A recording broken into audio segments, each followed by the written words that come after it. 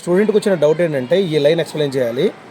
The passing on the electrons removed as a part of hydrogen atoms to molecular oxygen with simultaneous of synthesis of ATP. దీని meaning ఏంటంటే ఇప్పుడు మనం వెంటనే electron transport సిస్టమ్కి వెళ్ళాలి.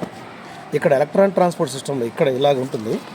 Electron transport సిస్టంలో ఇక్కడ ఏమవుతుందంటే ఎఫ్ఏడిహెచ్ నుంచి ఎన్ఏడిహెచ్ నుంచి ఎఫ్ఏడిహెచ్ నుంచి ఎలక్ట్రాన్స్ ఇలా అంటే first complex, second complex, third కాంప్లెక్స్కి వెళ్ళి అల్టిమేట్గా మనకి ఇక్కడ వాటర్కి రీచ్ అవుతుంది.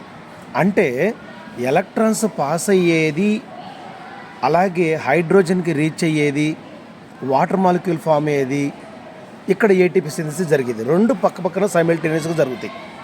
హెచ్డిపి వచ్చి కాంప్లెక్స్ 1 హిట్ అవ్వడం, ఎన్ఏడిహెచ్2 బ్రేక్ అయ్యి ఎలక్ట్రాన్స్ రిలీజ్ అవ్వడం, ఆ ఎలక్ట్రాన్స్ అల్టిమేట్గా హైడ్రోజన్కి రీచ్ అయ్యి అది వాటర్గా ఫామ్ అవ్వడం, ఆ ప్రాసెస్లో కెమియాస్మాటిక్ హైపోథిసిస్ డెవలప్ అవ్వడం, దానివల్ల ఏటీపీ తయారవడం అనేది రెండు సైమిల్టేనియస్గా జరుగుతుంది. అంటే ఈ స్టేట్మెంట్ యొక్క టోటల్ సారాంశం ఏంటంటే ఎలక్ట్రాన్ ట్రాన్స్పోర్ట్ సిస్టమ్. ఈ ఒక్క లైన్లో ఎలక్ట్రాన్ ట్రాన్స్పోర్ట్ సిస్టమ్ మొత్తం ఎక్స్ప్లెయిన్ చేశాడు.